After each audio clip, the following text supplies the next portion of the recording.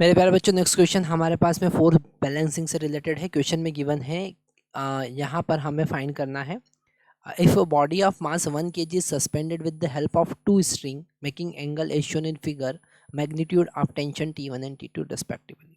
तो यहाँ पर अगर हम फोर्स को रिजोल्व करें, मतलब T2 को रिजोल्व करें, तो इसके दो कंपोनेंट होंगे, T2 cos 30 डिग्री और ये T2 cos 30 T1 cos 60 degree के बराबर होगा। ओके, क्योंकि ये दोनों एक दूसरे को कैंसिल करेंगे, तो यहाँ पर हमको मिलेगा T1 cos 60 degree is equal to T2 cos 30 degree.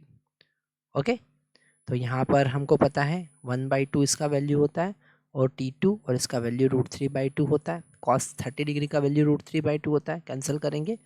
T1 is equal to √3 times of T2 हमको मिला, और ये है हमारा इक्वेशन नंबर 1।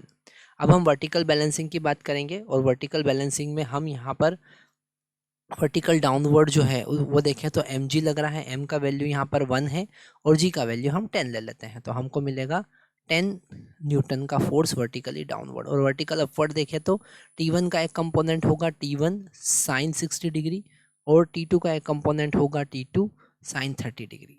ओके, और ये वर्टिकल बैलेंस करेगा, मतलब T1 साइन 30 √3/2 होगा प्लस T2 साइन 30 मतलब 1/2 होगा।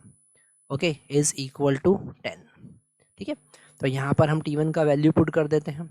तो T1 का वैल्यू हमारे पास √3 इंटू T2 है, तो हम यहाँ पर लिखेंगे √3 इंटू T2, और एक √3 ऑलरेडी प्रेजेंट ही था, प्लस ये हो जाएगा T2 और इस 2 का इधर मल्टीप्लाई होगा तो ये 20 हो जाएगा, है ना। तो यहाँ पर 3 + 1 that is 4, T2 is equal to 20।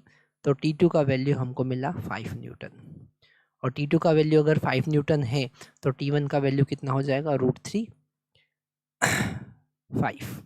Okay, तो हमारे पास में B जो है वो करेक्ट आंसर मिल रहा है ना। बेसिक क्वेश्चन है, यहाँ पर बेसिक लॉजिक की हेल्प से हम सॉल्व कर सकते हैं।